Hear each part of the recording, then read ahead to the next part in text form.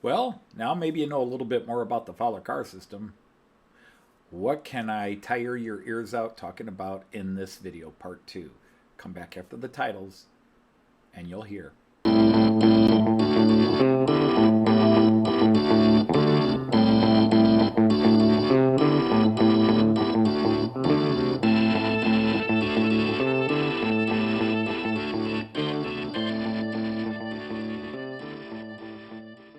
Hey everybody, Anthony Dodge, Maltrain Outsider, the American Outsider, here with episode 2 of what I'm calling the Fowler failures. Don't think I'm being too hard on myself, but it is what it is. And in this video, I'm going to talk about why I got into the Fowler car system and what I did right, what I did wrong, and why I've actually been sitting on it for 2 years and it hasn't worked in 4 years. All right, so first of all, why did I get into the Fowler car system? It was a series of bumbling accidents. I'm modeling the city of Delmenhorst, and I don't want to spend 10 minutes telling that story.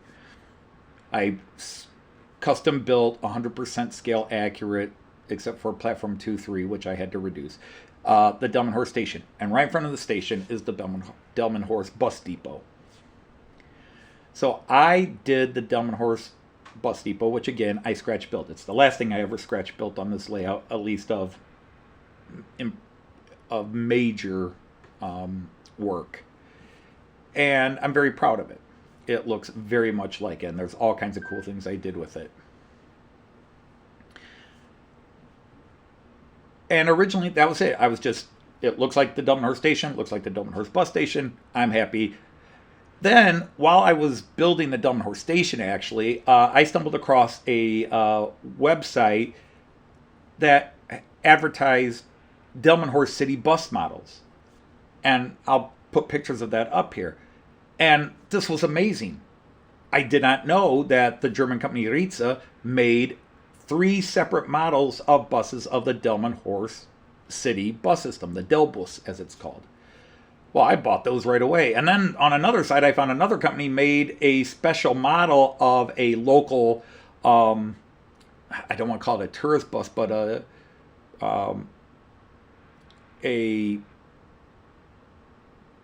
tour bus, the Haasbergen Express bus, which actually is now defunct, but I had seen it. It had been around, but they're now out of business. And I bought that. So I have like 4 or 5 Delmenhorst city buses.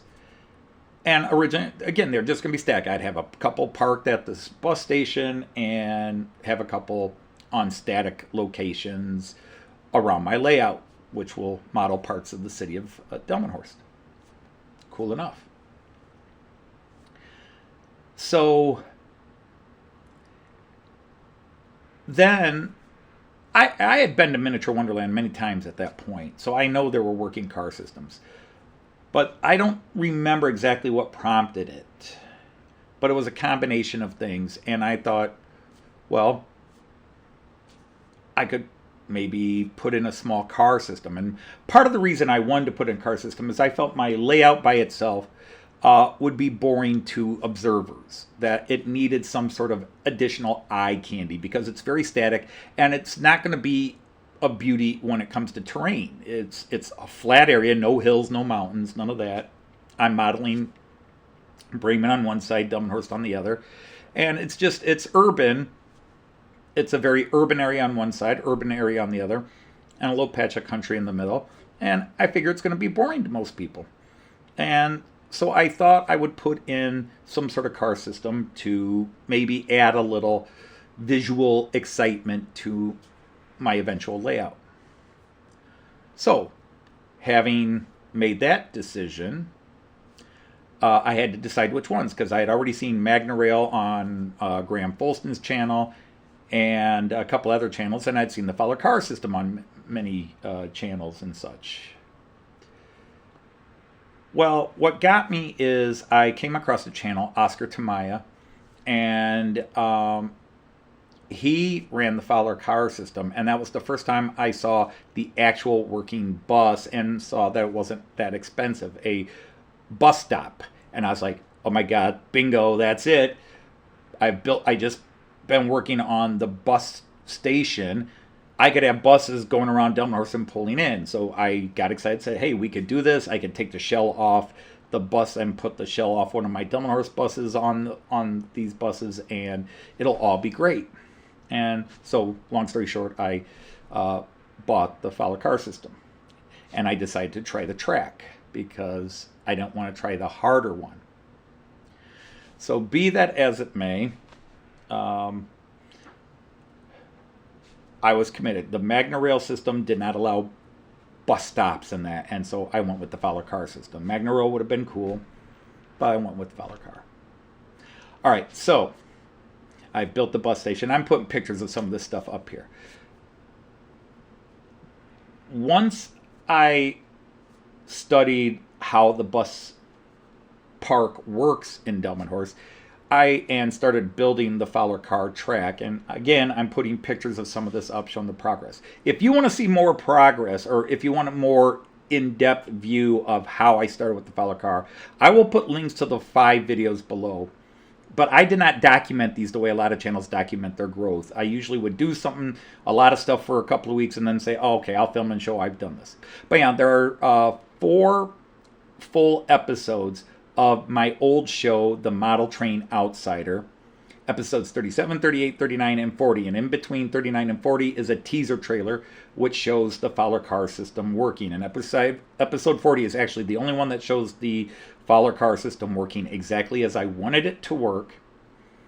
And then, if you really pay attention, episode 40 was the last episode of the Fowler cars, or of the Model Train Outsider, for a year and a half. And then I came back a year and a half later with Series 2, Episode 1.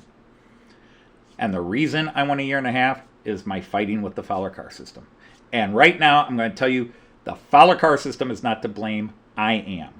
It is not the Fowler car system. It is me screwing things up. And trust me, I sit here and one of the things I hate about the model train hobby, but I also love it, is it's the one field I go into where I am ignorant. I'm still learning about trains and trying to learn about stuff and these digital electronics. And I don't like feeling stupid. And I used to always take that as a challenge and have to, learn everything about it. But I wound up reading way too many books and having way too much information in that regard. And so, unfortunately, I get to share my ignorance with all of you out there instead of sharing my other areas where I consider myself brilliant. For my ego, and I have a hefty one, it's a hard pill to swallow at times. But I am. And that's why I stopped. So let's kind of look at what I did. Because the Fowler car system, as great as it is, at least with the road track, because I decided to do that, I had to custom build a lot of pieces. I had to take pieces apart, rearrange it, because the Fowler car system doesn't handle the dynamics of the Delmenhorst station. The way you build the Fowler car tracks does not work in conjunction with this. So let me show you what I'm talking about. First of all, I'm going to put a map of the Delmenhorst area here. And what you're going to see is at the top of the map is the Delmenhorst rail station, the Bahnhof. There are 3 platforms. Actually, there's 2 platforms, but it's platform 1 on one side, and then platform 2 and 3 is the big one at the top. Okay, so that's the rail. That's the Delmenhorst station. And then you have this large concrete area, and then if you look at right in the middle of the map, because it's centered on there, you will see a large canopy, and that is the bus center. And then there's a funny shaped building in front of it, and that's the Delmenhorst bus headquarters. But what makes this so hard to do is the traffic flow is just insane here. It's just insane. So the issues with the traffic problem are Fowler is designed for a, quote, normal system. And as I demonstrated in the first video I did, their track system is not really conducive when using the hard track, their preform track, for making multi-lane traffic. They're too wide, which is to handle the buses going around curves and everything. That's why if you're going to have very unique ones, you'd rather just kind of ad lib and embed it into whatever media you're going to embed it into. All right, so you have the train station. And then when you first come out of the train station, there is a one-way street, 2 lanes, one way. And it's all marked on this picture you're looking at.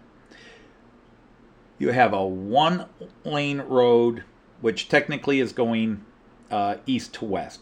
This is oriented pretty much north to south. North is at the top, south is at the bottom. Now, if you go to the far right, you will see there is an entrance lane coming right.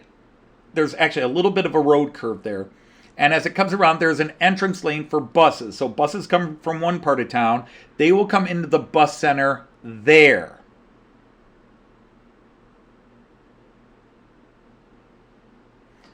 Now, you have that 2-lane road. Then you have this little concrete tree line break.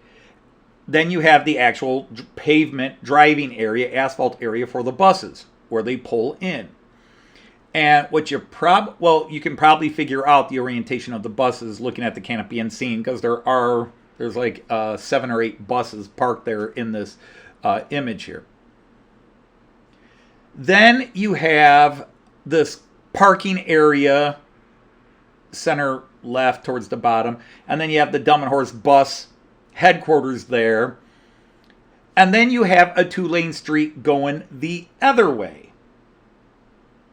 One way going west to east. So right in front of the station, it's east to west. And then before you get into the pedestrian zone of Dumb and Horse heading up to the Market Square and everything, you have a 2-lane road going the other way.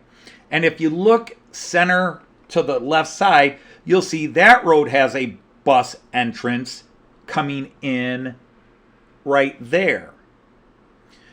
So buses from the other side of town come that way. So about half your buses come in on the right, on the one road, and the other half come in that way as they roll through the town, depending on their routes. Then you have the exits. And again, because it's one-way traffic, buses going one way go out the one exit. So the exit to continue going east to west, the east flowing traffic or the west flowing traffic is in the upper left hand part of that map, and then the other exit is down below. You can see that the buses pull out. What's weird is what I have to show you next. It's how the buses flow through the station. They actually come in and circle around the island where the buses park to pick up the locals waiting there. So I'll change pictures here. And again, I don't have the high-tech graphic drawing stuff here. So I do this with Google Paint, or Windows Paint, I should say. Anyhow, so the yellow line, and I made the horrible mistake of using yellow and then a light green so they could conflict to many people's eyes. The yellow line is the west to east traffic coming in their entrance, and as you notice, they keep going. They come in and they go left and they go around one side and pull in, or if they actually have to park, because these are all different bus stops, 201, 202, 203, 204, up to 208, 209, 210, 211, 12, 13, I think, and then the teens start the night lines, I believe, like 215 is 205 at night, etc. But anyhow, so they would come in and go all the way down one side and then circle back around. So the buses do clockwise circles around the station depending on where they're going to pull in. So that is not easy to manufacture in the Fowler car road track system. It's easy to customize if you just use the wire, but I wasn't using the wire, so I had to custom make a bunch of pieces. And again, I'll keep putting pictures of that, showing that in action. So basically what you have once you factor in the outer traffic, you have almost like an old American smash-up derby oval with a figure 8 inside. And I didn't want to create a complex traffic flow. But I had to recreate this. And it was not easy. So again, I had to customize some pieces. Now, in the previous video, I talked about the turnout motors and the stops.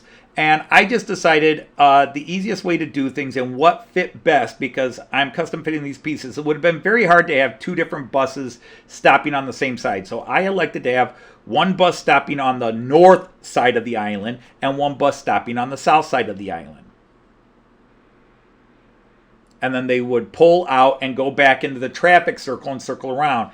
And I originally had it designed where the bus would pull in on one side, then go back out and circle, and then come in the other entrance and go to the other side to park. And they would just take turns. But they'd be pulling into the same two bus slots all the time. And again, you'll see pictures here as I'm putting that in. All right. So again, once you get the basic road in, which again required a lot of custom pieces by me, and another thing is that, for example, Fowler doesn't do left-hand turnouts with the pre-cut hole. They have left-hand turns, but they're not expecting the switch motor. I don't know why they didn't make those pieces. So I had to take some left-hand turnout pieces from Fowler and custom make holes to take the branch off junction motor and its cover. So it was a lot of little tedious work. So the next step I did was I put in 4 of the branch off junction motors. One motor gets the cars coming off the main road into the bus station. So one on each side. One to bring them in that, quote, north entrance. One to bring them in the south entrance. And then a second on each side, so number 3 and number 4 branch out motors, to get the bus to then pull in to one of the bus stops, to circle around and pull in to the correct bus stop on the island there. One on the north, one on the south. So again, that's 4 branch out motors. 2 on each end to get them to come into the bus terminal. And then 1 on each side of the terminal to get them to pull into one of the bus stops. Then I had to have 2 stop motors, 1 at each of the 2 bus stops I was going to do. I mean, the most I could have put in was 4, but that just seemed like overkill. It would have been really hard and really it would have been very difficult, if not impossible to do, because the way the magnet on the car activates the motors. They would have always pulled in the first one, so it didn't make sense to put a second one on the same side. The only way I could really work it out was to have one stop on either side. Okay. Now, I had that working. The cars followed the track, went around, and would pull off. But I only had the bus working. Actually, the bus was the only one I was running. I had another car and it worked. I then had to do the next step, which was add the reed sensors and the magnet to the Fowler bus, so that only the bus would activate the turnout switch to pull in. And again, going back to this left-hand turn, and that's the thing, coming off the road traffic flow the way it's designed in the actual Delmenhorst, they had to turn left to go into the bus. Both cars have to turn left to pull into the bus, whether they're coming off the east-west road, the north road, but it runs east to west, or the south road, which runs west to east. And I could give you the names of the roads, but who cares? So anyhow, I've got those pulling in, and it's working, except if I ran any other car, they would also pull into the bus stops, and I had to operate it all manually. So now I've got to add the reed sensors and the magnet to the bus, as I said, to get them to where only the bus would turn in. And I successfully did that. And I was using the small modules. I was using these. And for each one of these, I had a branch out, turn off motor, turn out motor, branch off or turn out motor, and the read sensors to it. On the outer, I had one of these on each outer part. Okay, one of these on each outer part to turn into the bus terminal, and then two more that had the branch out motor, the turning motor, and the stop motor at the actual bus stop on the island. So a total of 4 of these. And you wire the appropriate read sensors with the appropriate motor at each section. So again, on the outer loops, the main traffic circle I created, and all I did was have a big traffic oval. I wasn't going to try to build things running around the city, because the more road I put in and follower car I try to put in, the less space I have for buildings. And I was going to build a big market square, and I was going to build a town hall and all this. But anyhow, so you get the idea. So a single read sensor and a branch out junction motor on the outer loop on both sides to let buses pull into the bus parking area. So read sensor, turn out motor. And then underneath the bus station, 2 more of these, one on each side, where I had 2 read sensors plugged in, one for the branch out, the turnout motor, and one for the stop motor. And again, if you didn't watch the first video, how these work is simplistically explained in the previous video. And we did section by section. So first we did the outer 2. Yep, the white van goes through, doesn't stop, the bus activates it and goes in. Yes, it works. Then we wired one side of the bus station. Yes, it works. And if you go back and watch those videos, and maybe I'll put in the clip here the first time we did it, because we did film it. It worked, great, but we hadn't wired the other side yet. Then we wired the other side, and first time it was working about 50% of the time. Sometimes the bus would go and turn in, sometimes it wouldn't. And we looked up on Fowler, why is it something? And they said, well, the motors can get a little hotter, a little touchy, and then they won't function as well. But it was working, and then it wouldn't work. The bus would stop 3 or 4 times in a row on the one side and go back out. And the outer motors were always working. It was only at on the what to you guys would be the south side, the bottom stop. You know, you've got the island. There's the north one that was always working. It was the one on the south, and we were always having little problems with that. But we finally got it where it was working most of the time, and I was happy enough. It was great. Success story. Go back to Model Train Outsider episode 40 and see us celebrating. It was amazing. Now, by the time I had finished that, I thought I still have to have a power, because all those motors go into these little modules, and then each of these modules has to be plugged into a power supply, any sort of 16-volt transformer, okay? Great.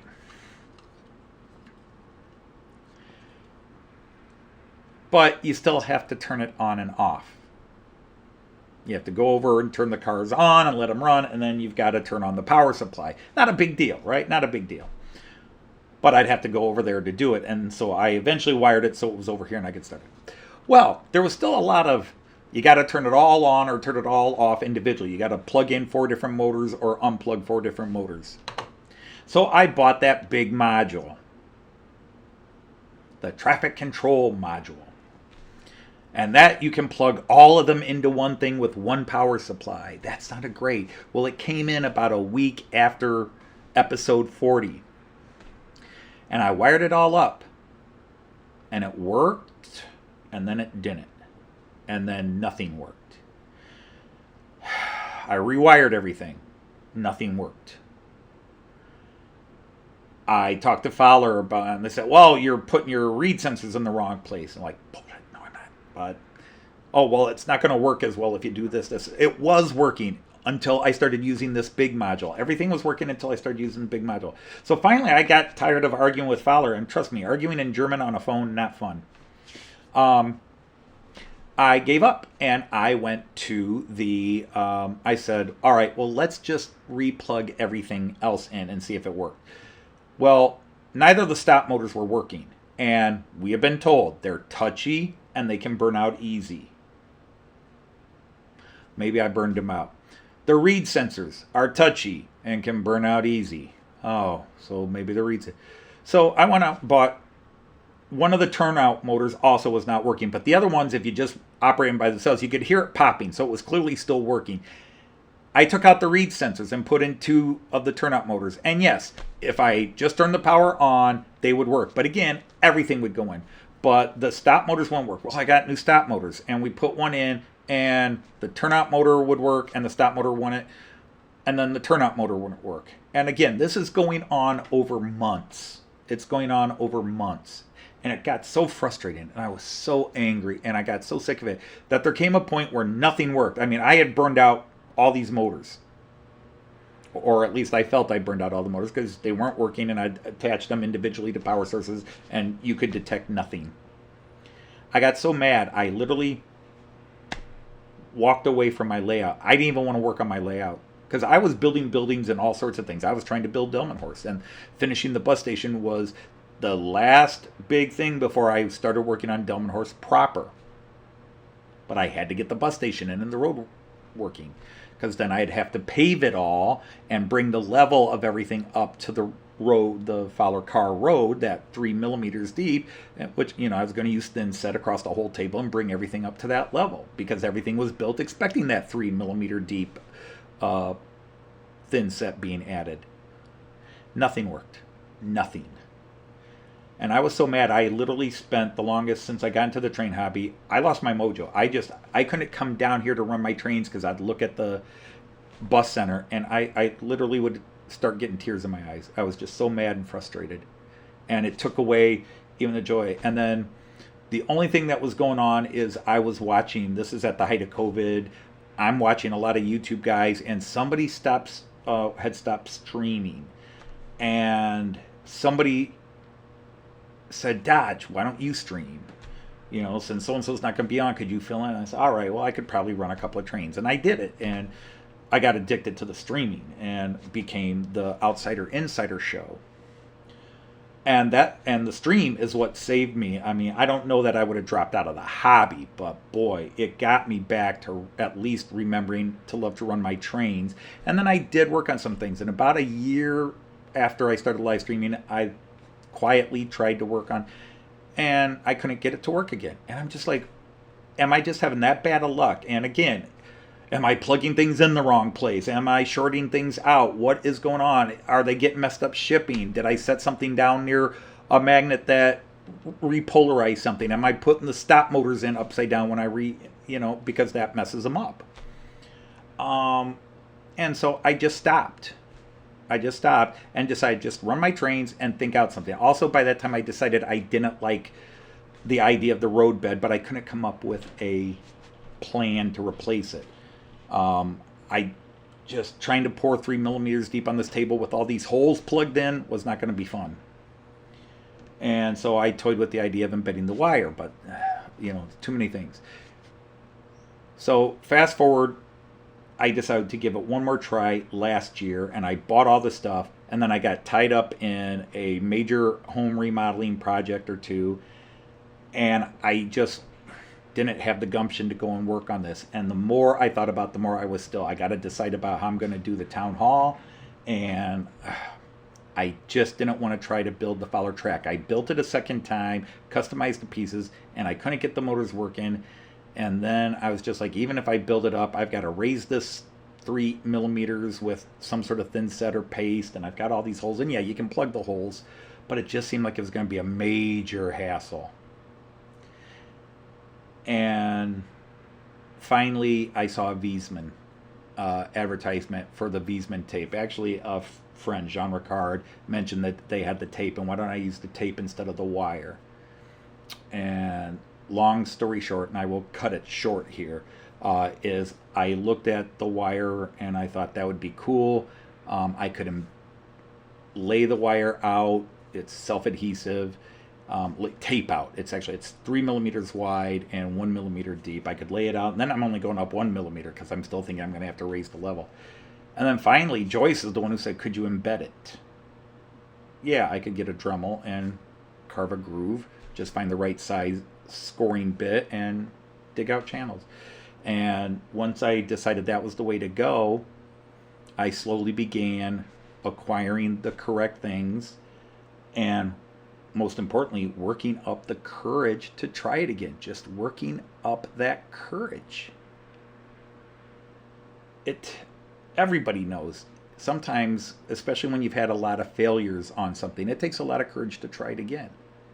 And it's not like I'm fighting a war or risking my life, but it still takes me a lot of courage because I've had so many setbacks with it that the thought of a setback keeps me from working on it. So anyhow, that's what happened. And again, it's not the Fowler products. Hundreds, thousands of people around the world get it and use it well. But I've had to customize and jury rig so many sections, and I think that just throws something off. Now, why I'm having so much trouble with the motors, again, there's no way they're just putting out that many bum motors for me and everybody else is getting good motors. I'm messing something up that I didn't mess up the first few times I did it, but I've messed up every time I've done it since. So that is the story of me with the Fowler car system, having to customize, make a bizarre loop pattern because I'm trying to accurately recreate this traffic flow in that little part of Delmenhorst. So if you're still awake at this point, I want to thank you for watching, and I will catch you all in the next part where I will show you the first steps I've taken in this particular project. Again, if you want to see the original, because I could have made this a 2-hour video and just really gone through all the highlight videos, just skip a lot of the BS because it goes back when I had this character called the Ghost of 2015 Me, where I'm talking to myself and it's too much to explain. But episodes 37, 38, 39, and 40 of Model Train Outsider, and I'll put the links in the description of this video. So until that next video, I'm going to say Auf Wiedersehen, tschüss, and happy trains. Take care, everybody.